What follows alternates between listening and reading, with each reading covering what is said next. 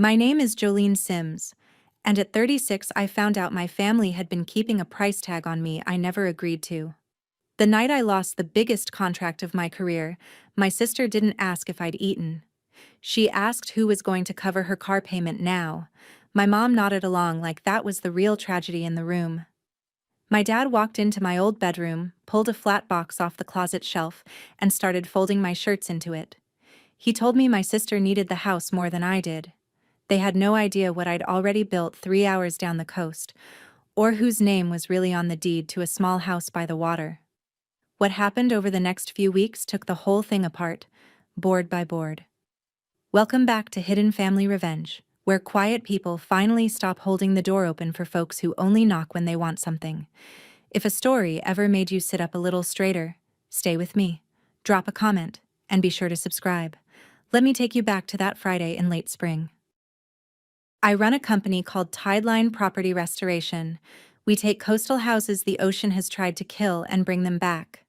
Rotted joists, salt-eaten siding, foundations the storms loosened. That's my trade. I started it with nothing but a truck and a borrowed nail gun, and I built it into something. So when my biggest client called that Friday morning to tell me his investor had pulled out, I didn't fall apart. The resort restoration was gone. A quarter of my year's revenue, gone in a phone call. I sat in my office in Mara Bay and looked at the numbers. Then I closed the laptop. I've rebuilt houses the sea swallowed whole. I could rebuild a quarter. The thing that bothered me wasn't the money. It was that I'd have to tell nobody, because nobody in my family ever asked what I actually did. They thought I worked construction. Close enough, I let them believe it. That afternoon, I made the long drive I made every Friday, 3 hours inland to Millhaven, the town I grew up in, to the house where I'd been sleeping for 18 months. My dad had a heart attack a year and a half back. I moved into my old room to help. I kept my real life on the coast and my obligation in Millhaven, and I drove the line between them every week.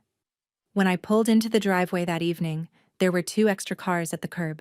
My cousin Dell's truck, and the rusted Charger that belonged to my sister's boyfriend, Cody. Company. In my family, company on a Friday usually meant somebody had already decided something about me, and I'd be the last to hear it. The screen door slapped shut behind me, and my sister's voice met me before I cleared the hall. So it's true. You got fired. Brittany was folded into the corner of the couch with her phone, Cody beside her, my mom in the armchair across from them. The neighbor, Mrs. Pruitt, sat by the window with a glass of sweet tea, pretending she wasn't there for the show. Laid off, I said. The client went under. Nobody fired me. Brittany didn't care about the difference. She turned to my mother like I wasn't standing there. Mom, who's going to pay my car now? There it was. Not, are you okay? Not, what happened? Just a bill, addressed to me. My mom, Carol, set her tea down on the side table and folded her hands the way she does when she's already made a decision and wants it to look like a conversation. Now, Jolene, don't get worked up. We'll sort it out. You always sort it out. Cody smirked at his phone. Dell, by the kitchen doorway, gave me a look I couldn't read yet. Something close to a warning. How do you already know I got laid off? I asked. Brittany shrugged. Cody's cousin works at the supply yard. Word travels. So they'd known for hours. They'd gathered in this living room and discussed my bad day before I even made it to the door, and the only item on the agenda was who covered her $300 payment. I drove 3 hours to find out my own family had a meeting about my paycheck, I said. My mom smiled like I was being difficult. Sit down, honey. You're tired. I didn't sit. My father, Wayne, came in from the hallway holding a flat cardboard box, the kind we kept for moving. He popped it open without looking at me and set it on the coffee table. Your sister and Cody need a real room, he said. They're talking about getting married. It makes sense for them to have yours. Then my mother delivered the line she'd clearly rehearsed. Your sister needs this house more than you do, Jolene. She said it gently, which made it worse. Brittany didn't even glance up. Mrs. Pruitt found something fascinating in her tea. My dad walked into my room down the hall, and I followed and watched him fold my work shirts into that box. The same hands that taught me to swing a hammer now packing me out of the house I'd been holding together. "You're really doing this," I said. "You've always landed on your feet," my mother called from the living room. Like that settled it. And there it was, the family motto.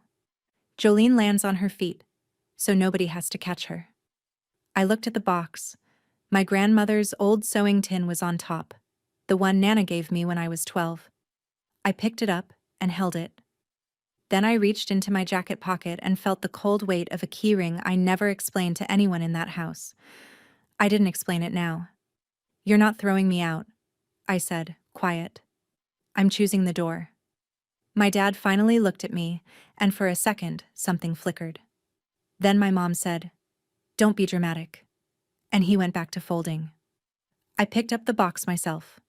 I walked out before anyone could open the door for me, and I shut it behind me on my own. I drove the 3 hours back to the coast that same night, the box rattling on the seat behind me. I didn't cry. I was too busy doing math. By the time the road turned to salt air and the lights of Mara Bay came up over the dunes, I'd already decided how the next month was going to go. My apartment sat above a bait shop 2 blocks from the water. My office was a converted boathouse a mile down the road, with my name on a sign I'd paid for myself. This was my real life, the one my family never bothered to visit. My business partner, Renata Vance, was still at the office at 10 p.m., the way she always was when a contract fell through and we needed to scramble. She took one look at me carrying that box and set down her coffee. "You finally left that house," she said. "They left me," I told her. "I just stopped arguing about it." Renata had been telling me for a year to pull back from Millhaven. She'd watched me wire money home, cover bills, drive that highway every weekend, and she'd watched me come back emptier each time. "Good," she said now. "So what do you want to do about it?" I didn't answer right away. I set the box down on my desk and looked at it. On top, under the sewing tin, was a folder I kept locked in my drawer at home and carried back and forth like a secret. Renata saw me look at it. "Is it time?" she asked. I still wasn't sure. But for the first time in 18 months, I felt the line I'd been driving go slack, like a rope finally let loose.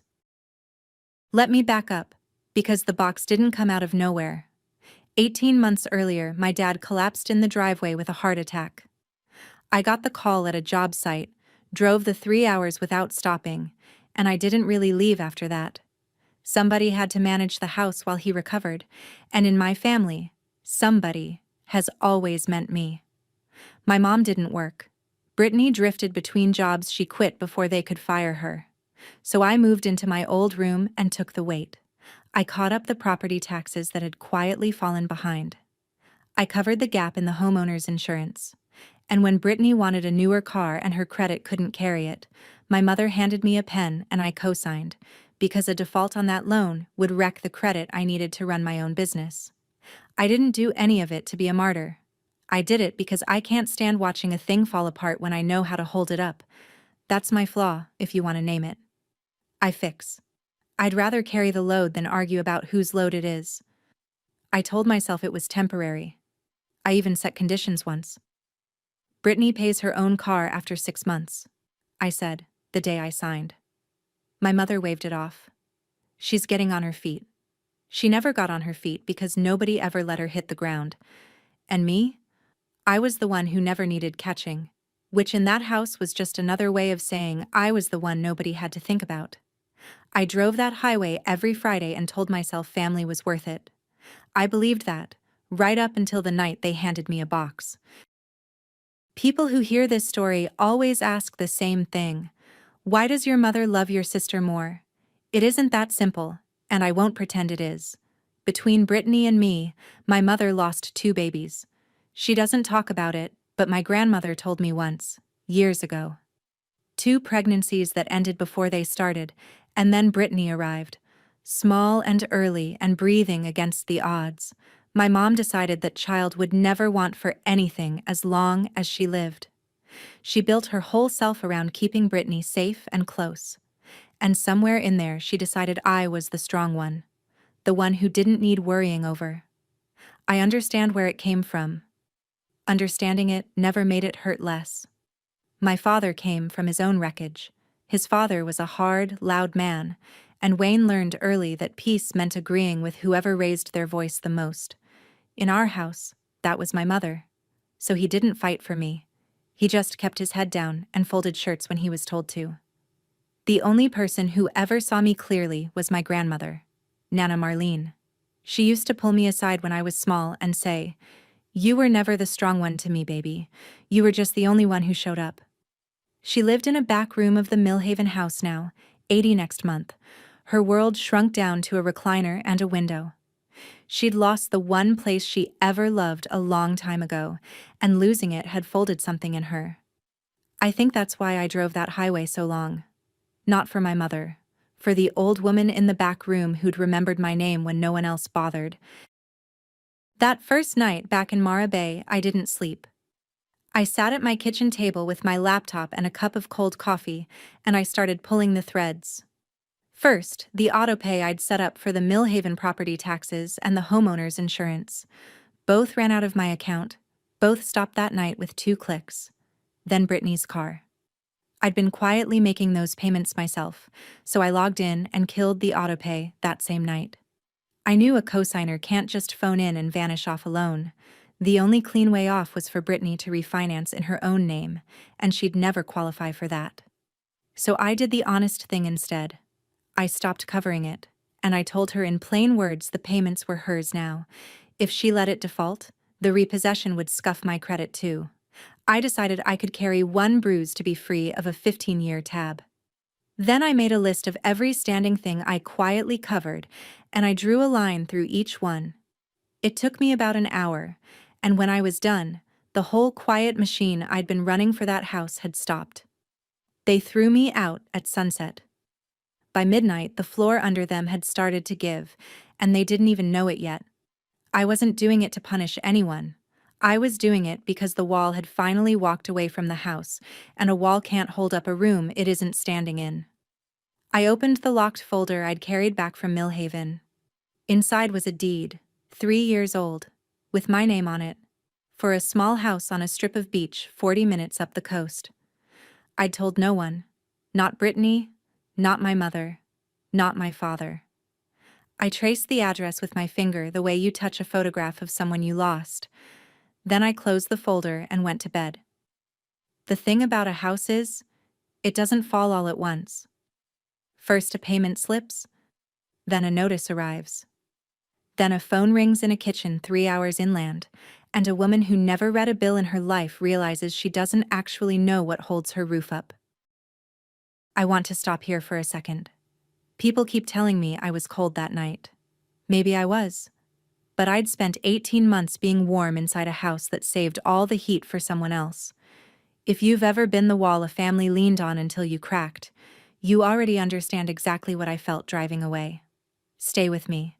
The part where it all turns is coming. Hit subscribe so you don't miss it. For 2 days, the house in Millhaven went silent. No call from my mother, no text from my father. Brittany posted a photo of my old room with a caption about finally getting space. I didn't answer. I threw myself into work instead because that's what I do with a wound. I bury it under a task list. Renata and I went after smaller jobs to cover the hole the resort left. A storm-damaged duplex. A widow's porch that was one good wind from collapse. Honest work that paid on time. On the 3rd morning, my cousin Dell called. Dell's the only one in that family who ever told me the truth without being asked. "Hey," he said. "Thought you should know. A letter came to the house. Bank letterhead. Your mom's been staring at it all morning." "What kind of letter?" "Something about the home equity line." She looked scared, Jolene. "She kept asking your dad what it meant. He didn't know either." I felt something cold settle behind my ribs. "What home equity line?" Dell went quiet. "You don't know about it?" "Dell. What home equity line?" "I figured you set it up. It's got..." He paused. "Look, I shouldn't be the one telling you this, But your name's mixed up in it somehow. Your mom mentioned it. I thanked him and hung up and sat very still. There was a piece of this I didn't have yet, and it had my name on it. I'd find out soon enough that the people who threw me out of that house had been quietly leaning on me in ways I never agreed to, in places I'd never thought to look. Brittany called that afternoon. I almost let it ring. Some reflex made me pick up, the old reflex that still hoped somebody might ask how I was. "Hey," she said. "So my insurance is due Monday. Can you cover it? And Mom says the water heater's making a noise, so probably that too." No, hello. No question that didn't end in a dollar amount. "Brittany," I said. "Do you know where I am right now?" "I don't know." "The beach somewhere?" "I'm 3 hours away, and I'm off your payroll." A pause. I could hear Cody in the background saying something low. "Don't be like that," Brittany said. "You always handle this stuff." "I handled it because nobody else would. That's not the same as it being mine to handle." "So you're just gonna let my car get repossessed? Over what? Your feelings?" I almost laughed. "I'm not your bank, Brittany. I was never supposed to be." Cody's voice got louder in the background. "Ask her about the other thing," he said, and Brittany shushed him, but I'd heard it. "The other thing." "What other thing?" I asked. "Nothing," Brittany said too fast. "Forget it." She hung up. I set the phone down on my desk and looked at it for a long while. There was a script in that family, and I'd been playing my part in it for 15 years. The dependable one, the open wallet, the wall. And now that I'd walked off the set, they were all confused that the lines weren't landing anymore. The trouble was, somebody had written me into a part I never read, and Cody had just let the page slip. That night, I sent the message I should have sent years before. I kept it short, the way I keep a quote to a client when there's nothing left to negotiate. I wrote it to all three of them at once: the taxes, the insurance, the car cosign, done, as of now. I gave them a clean date and the number for the bank and nothing else. No apology, no paragraph about how much it hurt. I'd learned a long time ago that grief doesn't move people who think your job is to bleed quietly. Only consequences do. Before I sent it, I wrote one more line, for myself as much as for them. Family isn't a bill. It's a door. And I'm done holding it open for people who only knock when they want something. I didn't send that part. I just needed to read it back once, in my own handwriting, to believe it. Then I hit send on the rest and put the phone face down. Renata read the message over my shoulder the next morning and nodded once. "No soft edges," she said. "Good. They'll try to make you the villain for this." "Let them," I said. "I've been the wall for 15 years. They can carry the roof for a while." I meant it too, but I already knew my mother. She wouldn't argue the money. She'd argue the love. She'd turn a spreadsheet into a betrayal and a boundary into an act of cruelty, because that was the only language she'd ever found that worked on me, and for 15 years, it had. The question I sat with that morning, watching the tide go out past the boathouse window, was whether it still would. The storm hit by noon. My mother called 6 times before I answered.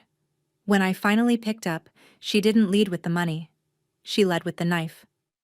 "After everything this family has done for you," she said, "this is who you've become?" "And what has this family done for me, Mom?" Silence. She didn't have a list. There wasn't one. "You've always landed on your feet, Jolene," she said, falling back on the old refrain. "You don't need us the way your sister does. Why are you doing this to her?" There it was again. That sentence she used like a hammer, the one that turned my whole life into a reason to ignore me. "I'm not doing anything to Brittany," I said. "I stopped doing things for her. That's not the same. She could lose her car? Then she can make her payments, the way adults do." My mother's voice cracked, right on cue, the tears she could summon like turning a tap. "I lost 2 babies, Jolene. You don't understand what it is to almost lose a child." It was the one true thing she'd said, and she used it like a weapon, the way she always did. "I do understand, Mom," I said quietly. "I've understood my whole life. That's why I drove that highway for 18 months. But grief isn't a bill I owe forever. She went silent again. Then she said something that told me exactly where this was headed. We'll just figure out your grandmother's birthday without you then. Nana's 80th. The whole family was planning it, and my mother had just made it a battlefield. I hung up and sat there, and a plan I'd been afraid to make for 3 years started, very quietly, to take shape. I drove back to Millhaven 2 days later, but not for my mother. I went in through the side door, the one that opened near the back room, so I wouldn't have to pass through the living room. Nana Marlene was in her recliner by the window, a quilt over her knees, smaller than the last time I'd seen her. Her face lit up when I came in, the way it always did, like I was the only weather she cared about. "There's my girl," she said. I pulled a chair close and held her hand. The skin was thin as paper now. We talked about small things, the birds at her feeder, a show she liked. Then she got quiet and looked out the window at the gray Millhaven sky. 80 years, she said. Can you believe it? What do you want for it? I asked. For the birthday. She smiled, but it was a sad one. I had one good house in my whole life, she said. Out on the water. Your grandfather and I bought it the year we married. We lost it when the bad years came. She'd told me this before, but never like a wish. The sea took everything else from me. But that porch. I used to watch the sun go down off that porch and think, this is mine. Nobody can take this. She squeezed my hand.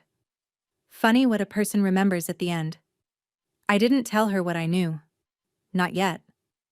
I just sat with her until the light changed, and on the drive back to the coast, I made a call to my attorney about a document I'd been thinking about for 3 years and had never been brave enough to draw up. The house Nana lost is the house I bought back. I never told her. 3 years ago, it came up at a county auction, half ruined, the porch sagging into the sand, and I emptied my savings and took it. By the 3rd year, I'd finally reached the bones of the place. The original interior walls nobody had opened since my grandparents built it. Every owner after them had only done surface work, paint, and cheap fixtures, the easy things. Not one of them ever went into the structure. The day after I sat with Nana, I drove up the coast to work, because tearing out rot is the only thing that calms me. I was prying loose a sealed wall section beside the old chimney, lath and horsehair plaster that hadn't moved in 70 years, when something dropped out of the cavity and hit the subfloor. A coffee tin, rusted at the seams, the kind they don't make anymore. I sat down right there on the subfloor and pried it open. Inside were photographs, curled and yellow. My grandmother young, my grandfather with his arm around her, the porch new and white behind them. And under the photos, a sheet of paper folded into a small hard square, soft from age. Her handwriting. A list. Things I want before I go. I read it with my heart going slow and heavy. Most of it was simple. See the cousins once more. Make peace with Wayne. And at the top, underlined twice so the pen had nearly torn through. Watch one more sunset from the porch of a house that's mine. She'd sealed that tin inside the wall the year they built the place, behind plaster no one ever had a reason to open, and it had waited there in the dark, through the foreclosure, the new owners, the long ruin, because not one of them went down to the bones of the house. Until I did. I sat on that floor until the light went orange through the salt-streaked window. Then I folded the list back into the tin, and I knew exactly what I was going to do, and exactly where. I called my attorney from the porch, sitting on the new boards I'd laid myself, the ocean going dark in front of me. I want to set up a life estate, I told her. My grandmother. She lives in the house for the rest of her life, no rent, no conditions. I keep the ownership, but the right to live there is hers until she's gone. My attorney walked me through it. It was clean, it was legal, and it was exactly the kind of thing nobody could argue me out of, because it was mine to give. I'd bought this house with my own 2 hands and a decade of grinding. No one had handed it to me. And now I was going to hand the best of it to the one person who'd ever handed me anything. I'd throw Nana her 80th birthday right here, on this porch. in the house she lost and never knew she'd gotten back. I'd watch her face when she realized where she was, and the family that packed my shirts into a box could find out the same way everyone else did. I started planning it that night. The caterer, the chairs, the string of lights along the eaves. Renata thought I'd lost my mind. "You're throwing a party for the people who threw you out?" "I'm throwing a party for my grandmother," I said. "They're just going to be there for it." My phone buzzed while we talked. A new inquiry had come through the Tideline website, through the listing where I quietly rented the cottage out for events when it sat empty. Someone wanted to book it. For a family party. I almost didn't read the name. When I did, I had to read it twice. The booking request was from a Carol Sims. I sat there staring at my own screen. Carol Sims wanted to rent a beach house for an 80th birthday party. My mother had gone looking online for somewhere nice to host Nana's birthday, somewhere that would look good in front of the cousins and the church friends, and the algorithm had handed her my cottage. She had no idea it was mine. She didn't even recognize it as her own mother's lost house. The listing photos showed it restored, transformed, nothing like the ruin the family remembered. Renata read the screen over my shoulder and let out a low whistle. "She's trying to rent your house to throw a party you were already throwing." "In the house her mother lost," I said. "That she doesn't know I own." We sat with that for a minute. It was almost too perfect. The kind of thing you couldn't write. My mother, who told me my sister needed a house more than I did, was now trying to pay me to use a house she didn't know was mine. There was a version of this where I exposed it right then, fired back a message that said, "You can't rent what I own. Watch her squirm over text." But text is small, and what my mother had done to me wasn't small, and it hadn't been done in private. She'd packed me out in front of a neighbor. So I wasn't going to settle this in a private message. I was going to settle it the way she'd done it. Out loud, in front of people, with witnesses. "Don't answer it yet," I told Renata. "Let me think about how I want this to go." I already knew. I just wanted to be sure I had the stomach for it. Before I could plan anything, Del called again, and this time his voice was tight. "I found out what the bank letter's about," he said. "You're not gonna like it." 2 years ago, it turned out, my mother had opened a home equity line against the Millhaven house. To fund Brittany. To fund Cody. Really. His truck. His business idea. The wedding they kept talking about. And because her own credit was thin, she'd used the only strong name attached to that house. Mine. She'd kept copies of everything from the car cosign, my social security number, my income, my old signature. And she'd used them to forge my name onto the equity line application. I never saw it. I never signed it. But on that paper, I was a borrower. The line was now delinquent.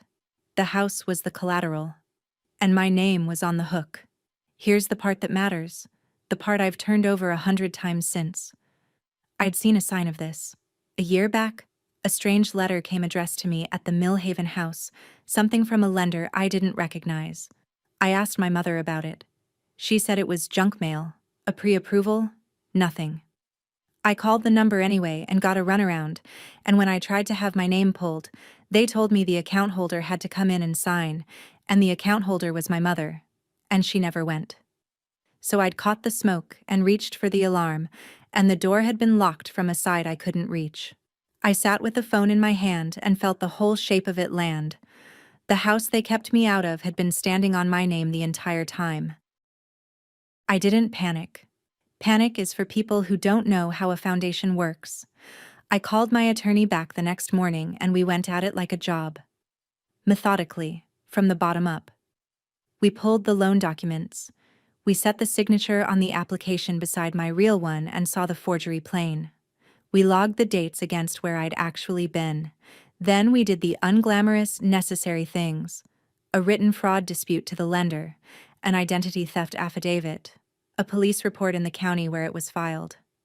My lawyer was blunt with me. "This is a strong fraud claim, but the bank has to open an investigation and that can run for months. They won't just hand the debt to whoever spent the money. That's not how any of this works." What we're doing is disputing whether you're liable at all. If the forgery holds up, you come off it. And the bank goes after the people who actually signed. I sat with that. Naming my mother. Putting it in writing that she'd forged me onto a loan. A year ago I'd have flinched and eaten the debt to keep the peace, the way I always had. Not this time.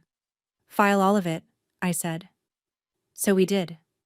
It was slow, careful, uncertain work.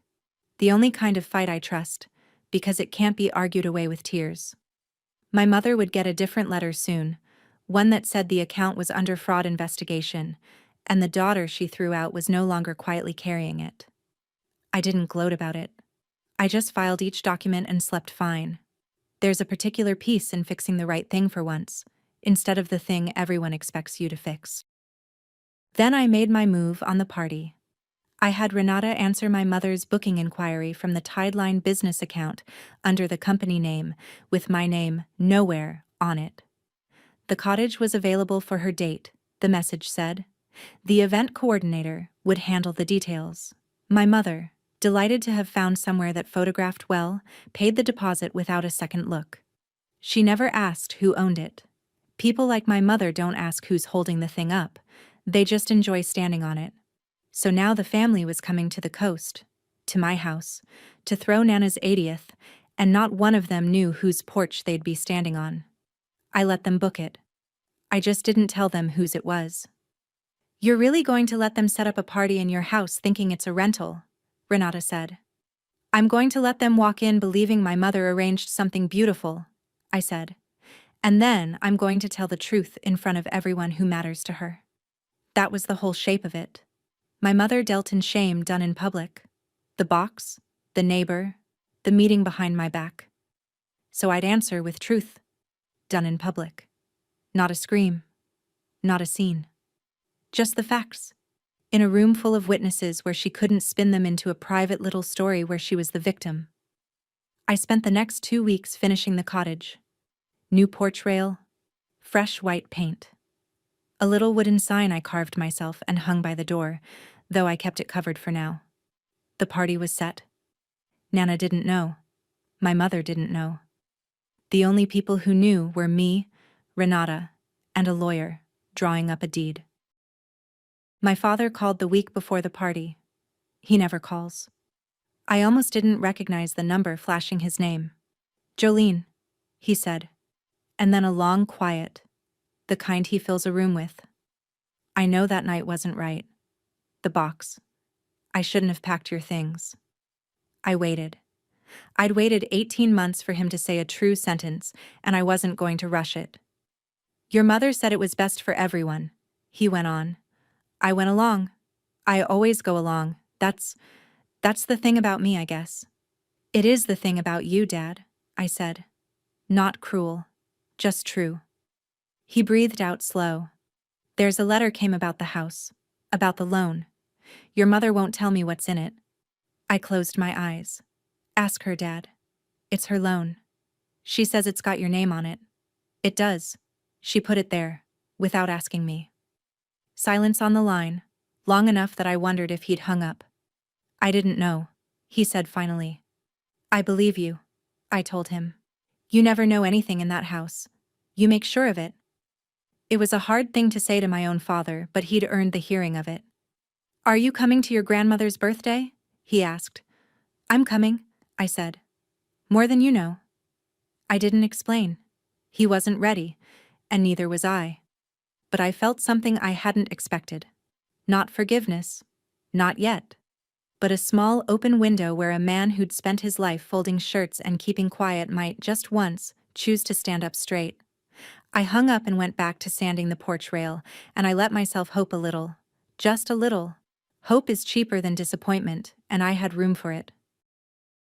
The consequences I'd set in motion started landing in Millhaven that same week, and Dell narrated it to me whether I asked or not. The car went first. A truck came on a Tuesday afternoon and took Brittany's SUV out of the driveway, while she stood in the doorway in her robe, screaming at a man with a clipboard who'd heard worse. 2 months behind, with no one left quietly covering it. She had to ride with my mother now. Everywhere. Like a teenager again. Then, the home equity notices started coming in earnest. With the account under a fraud dispute and me no longer the silent name behind it, the lender's letters landed squarely on my parents, and the bank's fraud unit began asking my mother questions she couldn't answer. The bank wanted payment they didn't have. My mother called Dell crying about what Jolene did to us, and Dell, bless him, said, "Aunt Carol, Jolene didn't take out that loan." She hung up on him. Cody, sensing the money drying up, started spending less time at the house. The wedding talk went quiet. I felt a hard, complicated thing watching it from 3 hours away. Not joy exactly. More like watching a building you warned everyone about finally settle the way you said it would. I hadn't pushed it over. I just stopped standing where the wall used to be. "You doing okay with all this?" Dell asked me. "I'm fine," I said, and then I caught myself, because that word had been used against me my whole life. "Actually," I said, "I'm better than fine. For the first time in a long time, the thing falling apart isn't me." Dell laughed, low. "Save me a seat at the party," he said. "Front row," I told him. "You're one of the few who earned it." Quick pause. I could have called my mother and explained all of it. The loan, the house, the party. I didn't. Some people only hear you when the quiet gets loud enough to cost them something. If you've ever gone quiet on purpose, you know exactly what I mean. Tell me in the comments where you're watching from. And stay close, because the party is almost here, and so is the part nobody saw coming. The last week before the party, I more or less lived at the cottage. I finished the porch and washed the windows until the salt was gone and the glass took the light clean. Renata strung lights along the eaves. The caterer confirmed. I had a cake made, lemon, because that was Nana's. The little carved sign by the door stayed under a cloth, waiting. The cottage didn't look like the ruin the family remembered, and it didn't look like a rental. It looked like a home that had been loved back to life, which is exactly what it was. I stood on that porch the night before and watched the sun go down over the water, the way Nana wrote she wanted to, and I tried to picture her face seeing it. I'd brought the coffee tin with me. I set it on the mantel inside, the photographs propped up beside it, the list folded in the tin where she'd left it. Some part of me wanted her to find it herself. The deed sat in a folder in my truck. Signed, witnessed, the life estate drawn up clean. Everything was ready. My mother thought she'd rented a pretty venue. Brittany thought she was attending a party. The cousins were driving in from 3 counties. And not one of them knew that the house they were about to celebrate in had been bought back from the wreckage by the daughter they'd packed into a box, or that the old woman of honor was about to be handed the one thing she'd written down and hidden in a wall for 50 years. I slept at the cottage that night. I woke before dawn to the sound of the tide, and I lay there listening to it, steady and certain, and I was not afraid. My mother called the morning of the party, and this time the performance had cracks in it. "The bank is threatening to take the house, Jolene." Her voice shook, and for once I thought some of it might be real. "They say the loan's in default. They say you filed some kind of fraud claim against it. You have to fix this. You have to help us." "I didn't take out that loan, Mom," I said. "You did. In my name. I did it for your sister. For the family. You did it without asking me, and now you want me to pay for it. We could lose the house." "You told me Brittany needed the house more than I did," I said. "So I left it to her. I'm just doing what you asked." There was a long silence. Then she said the thing she always said, like a coin she kept flipping because it had always come up heads. "You've always landed on your feet, Jolene. You can take this. We can't." I let the line sit empty for a moment. "I'll see you at the party, Mom," I said. "I think you'll find it really is something." She didn't catch the weight in it. She was too busy being frightened and furious and certain I was the cruel one. "At least you're showing up for your grandmother," she snapped. And there was the knife again, the implication that I'd ever once not shown up. I hung up and finished loading the truck. The cake, the folder with the deed, the cloth-covered sign, though it was already hanging by the door. I drove the 40 minutes up the coast to the cottage with the windows down and the salt in my hair, and I felt steadier than I had in years. Today the truth got to stand up in a room and be counted. I got to the cottage 2 hours early to walk it one more time. The caterers were setting tables on the lawn that ran down toward the dunes. The lights waited for dark. Inside, the photographs stood on the mantel beside the tin. I checked the deed in its folder, the life estate clipped behind it, my grandmother's full name typed clean across the top. Renata found me on the porch. "You sure about doing this in front of everyone?" she asked. "They could make it ugly." "They already made it ugly," I said. "In a living room, in front of a neighbor, with a cardboard box. I'm just answering in the same room they started the conversation in." She nodded slowly. "What's the plan?" "No plan, no speech. I let my mother do what she does. She'll take credit for the house. She'll perform for the cousins. And when she's standing in the middle of it, sure she's won, I'll tell them the truth. Then I'll give Nana the porch." Renata studied me. "And the family?" "The family finds out they're guests," I said. "Not owners, not heirs. Guests. Today, because Nana loves them and it's her day. But the door I've been holding open with my own back for 15 years, that closes." I wasn't angry saying it. That's the part people never believe. I wasn't shaking. I wasn't rehearsing cutting lines. I was calm the way the tide is calm, the way a thing is calm when it knows it's going to happen no matter what stands in the way. The cars started arriving a little after 4. I heard them on the gravel, doors slamming, voices carrying up to the porch. I smoothed my shirt, picked up the folder, and went to greet my grandmother. Everyone else could wait. They wheeled Nana up the gravel path in a borrowed chair, a shawl around her shoulders, and I watched her face the whole way. She was looking at the cottage the way you look at a word you can't quite remember. Then the porch came into full view. The white rail, the lights, the windows clean and shining, and she stopped. Her hand came up to her mouth. "Wayne," she said to my father, who was pushing the chair. "Wayne, this is—" She couldn't finish it.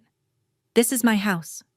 The cousins kept moving past her toward the food, not understanding, but my father went still. He knew. He'd grown up visiting this porch. He looked at the house, and then, slowly, he looked at me, standing at the top of the steps, and something crossed his face that I'd never seen there before. My mother breezed up the path in her good dress, already smiling for the cousins, already the hostess. "Isn't it lovely, Mama?" she called out, loud enough for everyone. "I found it for you. I wanted you to have somewhere beautiful." Nana wasn't listening to her. She was staring at the porch, at the carved sign by the door I'd hung that morning and finally uncovered.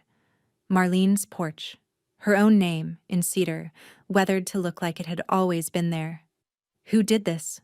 she whispered. "Who brought my house back?" The party noise went on around us. Cousins laughing, ice clinking, the caterer calling about the cake. But in that little pocket of porch, 3 people stood frozen.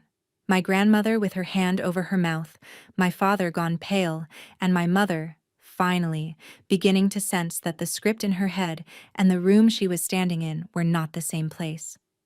"Mama," my mother said again, uncertain now, "I rented it for you." And that was the moment I'd been waiting for. I came down the steps. My mother, rattled but recovering, did what she always does. She filled the silence with herself.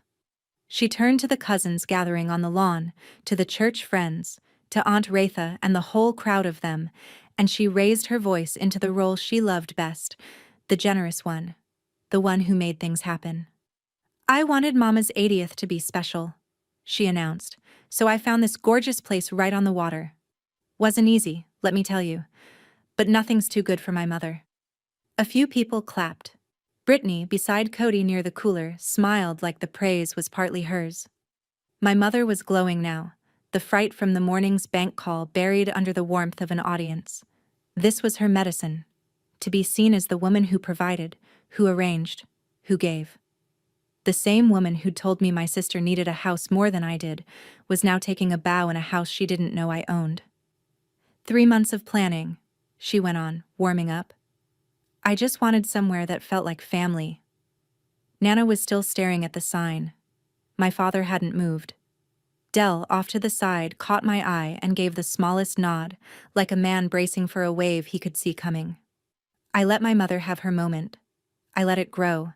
Let her gather the whole crowd into the story she was telling.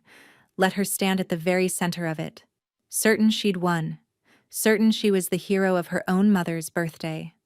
Then, when she paused to let the admiration settle, I stepped into the middle of the lawn where everyone could see me, and I said, in a voice that didn't need to be loud, "Mom, you didn't rent this house."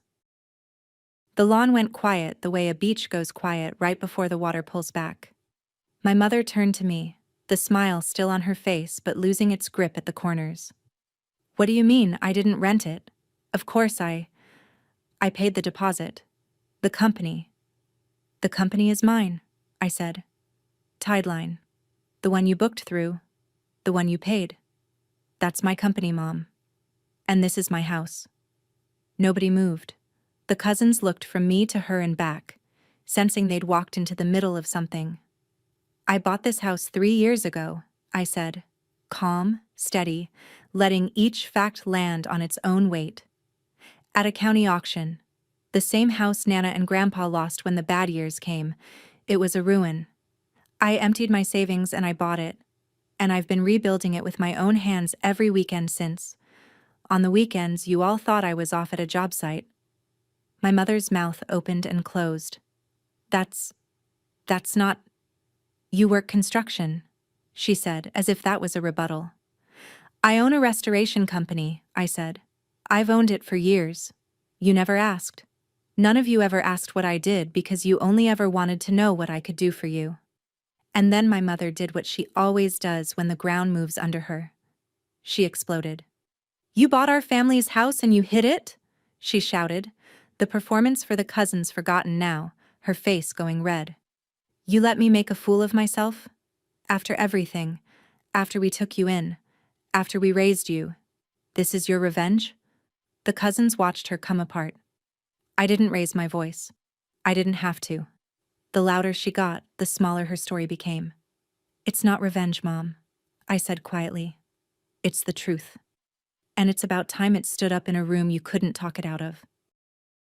I walked to my grandmother's chair and crouched down to her level, the folder in my hand. The whole lawn was watching. "Nana," I said, "I brought your house back. And I'm not just giving it to you for today." I opened the folder and showed her the deed, her name typed clean across the life estate. "This says you live here. For the rest of your life. No rent, no conditions. The sunset off that porch is yours, the way you wrote it. The way you hid it in the wall for 50 years for me to find." Her hands were shaking as she took the paper. She read it, and then she read it again, and then she pressed it to her chest and made a sound I'd never heard her make, half a laugh and half a sob. And she said, "My house. My own house." Behind me, my mother found her voice. "You can't just. We're family. That house should be." She couldn't even finish the sentence. The entitlement so naked it embarrassed the cousins to hear it. "You've always landed on your feet, Jolene," she tried. The old coin, flipping it one more desperate time. I stood and looked at her, and I let her see that the coin didn't work anymore. "I did land on my feet," I said. "Right here. On the porch you packed me away from." The lawn was silent. "You told me my sister needed a house more than I did," I said. "You were wrong about which house, and which person. Nana needed this one more than this family ever did." My mother's mouth worked but nothing came out. And my grandmother, in her chair, clutching the deed, lifted her head and looked at her daughter and said, in a voice thin but clear enough for every cousin to hear, "Carol, hush." The girl gave me my porch back. Let her have her say. For the first time in my life, my mother had nothing. The whole carefully built facade came down right there on the lawn, in front of everyone my mother had wanted to impress. Aunt Retha asked, too loudly, "Carol, what's this about a loan on your house?" And my mother flinched like she'd been slapped, because of course the family grapevine had carried that too. The cousins started murmuring. Brittany, sensing the wind change, tried to pivot. "This is so unfair. You're embarrassing us at Nana's party." "I'm not embarrassing anyone," I said. I'm telling the truth at it. There's a difference. You'd be surprised how often those two get confused in this family. Cody had already drifted toward the parking area, suddenly very interested in his phone, the way men like Cody do when the free ride runs out. And then, my father moved. Wayne, who had spent 63 years keeping his head down and folding shirts when he was told to, walked past my mother. He walked to my grandmother's chair and he put his hand on her shoulder, and he looked at me, and he said, his voice rough, "She's right. Jolene's right. About all of it." It wasn't much. It came 30 years too late. But my mother turned to him like he'd betrayed her, and he didn't look away this time. He didn't fold. "Carol," he said quietly, "enough." It was the first time I'd ever heard him tell her enough. The party didn't end so much as dissolve. The cousins, unsure where to look, drifted toward the cake. Aunt Retha started asking my mother pointed questions she couldn't answer. And I stood beside my grandmother's chair with my father's hand near mine on the back of it, and the three of us looked out at the water while behind us the family I'd carried for 15 years quietly came apart under its own weight. The crowd thinned out by evening. The cousins left in twos and threes, some of them stopping to squeeze my hand on the way to their cars, a few of them looking at my mother differently than they had when they arrived. Brittany left with Cody, then came back 10 minutes later because Cody had driven off without her. She didn't apologize, but she sat on the steps for a while, quiet, watching the water, and before she left with my parents she said, "I didn't know about the loan, for what it's worth." It wasn't much, but it was the first true thing she'd said to me in years. My parents drove back to Millhaven to face a house they'd have to save on their own now, with their own names and their own money. The home equity dispute would grind on for months, and nothing about it was guaranteed, but I'd stopped quietly carrying it. And what they'd actually signed for, they'd answer for themselves. I stayed behind with Nana. When the last car crunched out of the gravel, I wheeled her chair to the edge of the porch, and we sat together as the sun went down over the water, gold spilling across the whole bay. She held the deed in her lap the entire time. "First sunset, that's all mine," she said softly. "Took 80 years. It's yours now," I told her. "Every one of them, from here on." She reached over and found my hand, and we watched the light go down together, and neither of us said anything else, because nothing else needed saying. I kept the cottage, and Nana lived there. I drove up most weekends, the way I used to drive to Millhaven, except now the highway led towards someone who was glad to see me instead of someone who needed something from me. Tideline recovered. We landed 2 new contracts by fall, and the hole the resort left filled in. Board by board, the way holes do when you keep working. My mother and I didn't speak for a long while. I didn't slam that door. I just stopped holding it open with my back. My father called sometimes, short, careful calls, and once he drove out to the coast alone and sat on the porch with Nana and me, and didn't say much, which from him was a whole speech. People still ask me if I feel guilty, cutting my family off. I tell them what I finally understand. Family isn't a bill you owe forever. It's a door. And I'm done holding it open for people who only knock when they want something. The ones who knock because they love you, you'll always let in. The rest can learn to carry their own roof. I spent 15 years being the wall. It turns out I make a much better porch. If there's one thing I want you to take from my story, it's this. Setting a boundary isn't slamming a door on the people you love. It's finally deciding who gets a key. That's my story. One layoff, one cardboard box of folded shirts, and a porch a family tried to take from a woman who'd already bought it back. If this reminded you that your kindness isn't a debt you owe forever, take that as your sign. Give yourself the key first. Share this with someone who needs to hear it. Drop a comment, tell me where you're watching from, hit subscribe, and I'll see you in the next one.